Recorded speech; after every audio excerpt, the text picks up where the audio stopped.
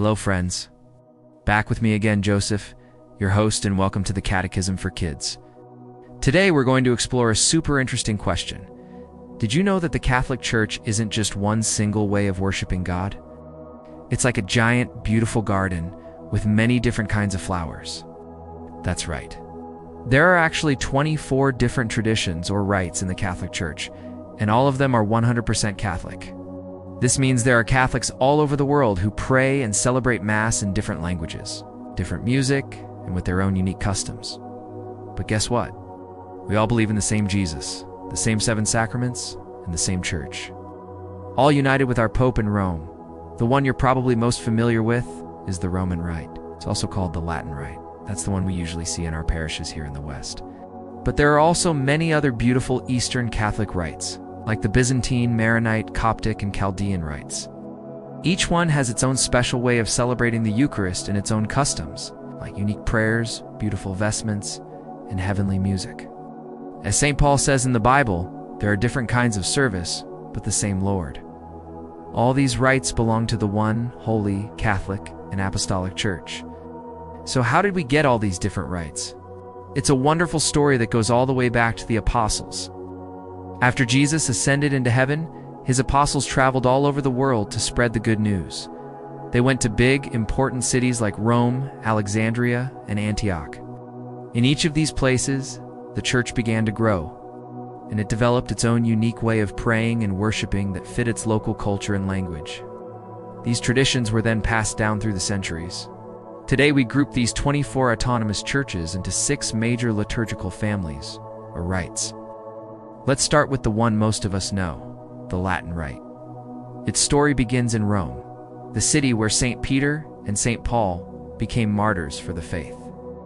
Think of the Latin Rite as the biggest and oldest tree in the Catholic family forest. Over the years, great saints helped it grow strong. The 3rd century, a writer named Hippolytus of Rome wrote down how Mass was celebrated. Later in the 6th century, Pope St. Gregory the Great helped organize the prayers and music we still use.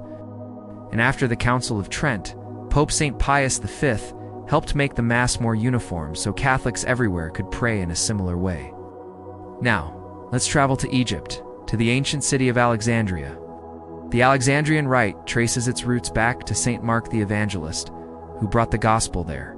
The churches that use this rite, like the Coptic and Ethiopian Catholics, have a deep and ancient way of worship. Imagine this. Rite is a different kind of tool for building. It uses the same materials or Catholic faith, but in a way that's special to its culture and history. With contributions from great saints like St. Cyril of Alexandria, and also St. Basil the Great. While from Cappadocia, he is strongly associated with an anaphora, Eucharistic prayer used in the Alexandrian tradition. Next, we journey to Antioch, the city where followers of Jesus were first called Christians.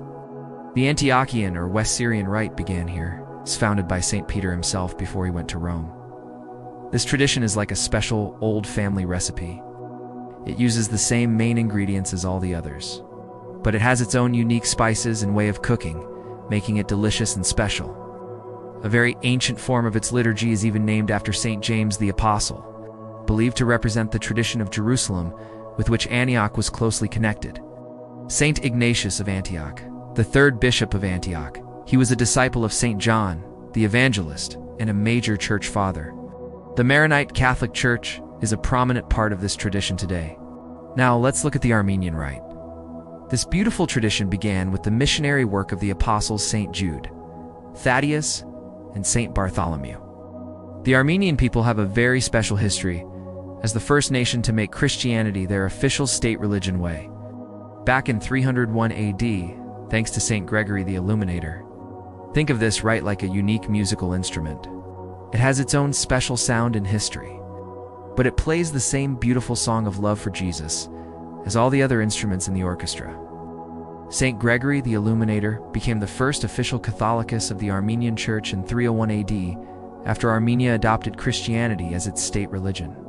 Saints Isaac and Mesrop Mashtats collaborated in the 5th century to create the Armenian alphabet, translate the Bible, and revise the liturgy, distinguishing the Armenian Rite from its Greek and Syriac neighbors. Our next stop is ancient Mesopotamia, the land where the Chaldean or East Syrian Rite was born. This rite traces its origins to St. Thomas the Apostle and his disciples, St. Adai and St. Mari. The Chaldean Rite is like a stunning hand-woven tapestry. It's made with the same threads of faith as all the other rites, but the patterns and designs are unique to its culture. Telling a story of faith that has endured for 2,000 years, the liturgy still reflects the teachings of these early missionaries. The modern Chaldean Catholic Church descends from the historic Church of the East, with a portion reuniting with Rome in the 16th century. Finally, we have the Byzantine Rite. This tradition grew in Constantinople, the great capital of the Eastern Roman Empire. It traces its origin to St. Andrew the Apostle, the brother of St. Peter. The Byzantine Rite is used by many Eastern Catholic churches, like the Ukrainian and Melkite Catholics. Think of it as a beautiful ornate carriage, decorated with gold and icons. This might look different from a modern car, but it takes you to the very same destination, union with God. The main Eucharistic prayers in this rite are named after two incredible saints, St. Basil the Great and St. John Chrysostom. Saints Cyril and Methodius, in the 9th century, they brought the Byzantine Rite to the Slavic peoples, translating the liturgy into their language and creating the Glagolitic alphabet. So, you see, the Catholic Church is like one big happy family with 24 individual households. All 24 of these churches, from the largest Latin church to the smallest. Eastern ones are in full communion with the Pope. We all share the same faith, the same sacraments, and the same love for Jesus. God loves all the different cultures and histories of his people, and that's why he allows our church to be so beautifully diverse. It shows that our faith is truly Catholic, which means universal. It's for everyone, everywhere. What a wonderful gift to belong to a church that is one faith with so many rich and beautiful traditions. Thank you for joining us today on Catechism for Kids. I hope you learned something new about our amazing Catholic family. Don't forget to like this video, subscribe to our channel, and hit the notification bell so you won't miss our next adventure in faith. Take care, everyone. Stay safe and healthy. We'll see you next time, and God bless you always.